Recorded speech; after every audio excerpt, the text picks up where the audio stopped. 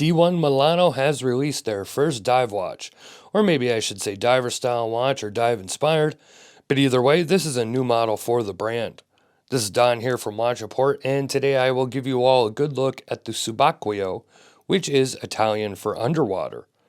This is an interesting design take on the Genta style, and definitely a step in a different direction for the brand, so let's get on to the review.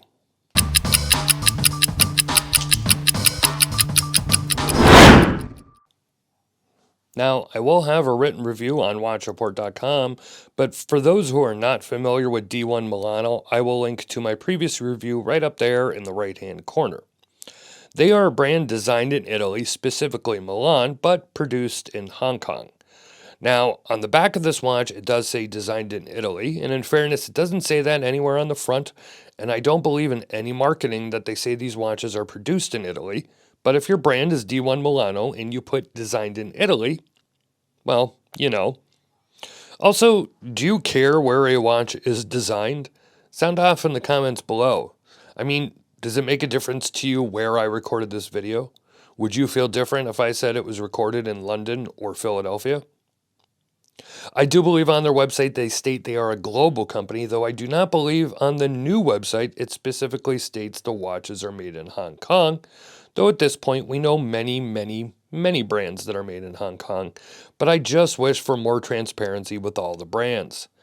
Also, the website lists sold in 156 countries, and the founder of the brand is now just 27 or 28 years old, so that is quite the accomplishment.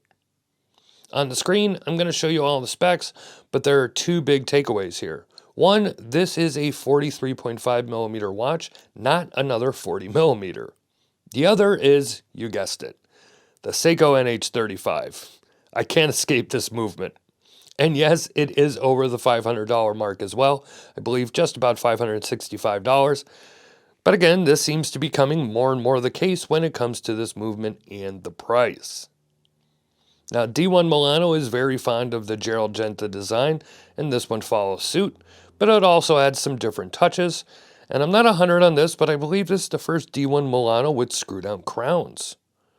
The build quality on the case is very nice. Actually, that's kind of a generic way to say that, but compared to the last model I reviewed, I feel this is a step up. The case head has some serious weight to it. The contrast of satin brushed and high polished is beautifully done.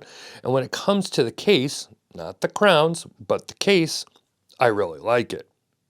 Now, the crowns, on the other hand, are a little polarizing, and I'm not sure if I like them. Both crowns are screw-down crowns, and the 10 o'clock crown works the inner bezel as shown here. Now, as far as functionality, the main crown is fine, but the inner crown is difficult to set properly and screw it back down without it moving around.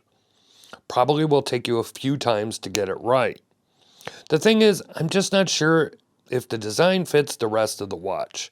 Also, the placement is odd with the style of case. Now, maybe the problem is part placement and the design of the crowns. I'm not sure if putting them at 9 and 3 as an example would have looked worse than what they did. The dial is another mixed bag. I love the colors used, and this Lido is a lighter shade of blue, and the strap is a grayish blue. But they also have a dark blue as well as a green model and also black. The dial is relatively clean and easy to read, and I dig the way they did the markers. And I don't even mind how they did the date, as it lines up with the markers, and it's not in the way or in the middle of the dial or placed awkwardly or anything like that. What I don't love is the little wave drawing on the dial, which is just also on the top of each crown for some reason.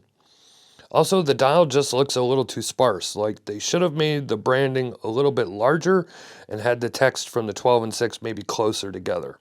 I don't know, let me know your thoughts down below. When it comes to the strap, prepare for strap integration again, and the fact that this time there's only one strap option, this silicone rubber with a stainless dive clasp, and you'll also have to cut the strap to size it. I'm not going to knock the cutting of the strap, even Breitling does this with their rubber, but I wish they did real rubber and not silicone. I feel the strap isn't heavy duty enough for this watch head, and the clasp is pretty generic, but we are talking about a watch that is less than $600, so I guess it's okay. I have a 7.5-inch wrist and would only have to cut off 2 pieces of the strap to be fitted to my wrist. So if you are a large-wristed fella, this probably won't be for you. Probably not going to fit you well. I would say it is fairly comfortable. The size of the case is fine on my wrist, but again, I wish it was a natural rubber strap instead of silicone. And lastly, the Lume. It's just okay. You can see it here, and the markers will dim well before the hands. I would put it above, I'd say, most Swiss Army Lume, but y'all know I don't hold that in high regard. D1Milano has a lot of models and a lot of different prices. I think the cheapest models start at $165, and this is our first attempt at doing a dive watch. And with these Genta case designs, they are somewhat limited, but I can see this being a fun weekend watch, and it's not that expensive. I think if they tweak the dial a little, the crowns, and put it on a bracelet or natural rubber, they could probably have a really great 2.0 version of this watch. Let me know what you think of this piece down in the comment section below. All links will be in the description, including a link to the written article and a link to our new t-shirts and hoodies. Please be sure to like, share, and subscribe, and hit that notification button. And as always, thank you for watching, and I will see you next time.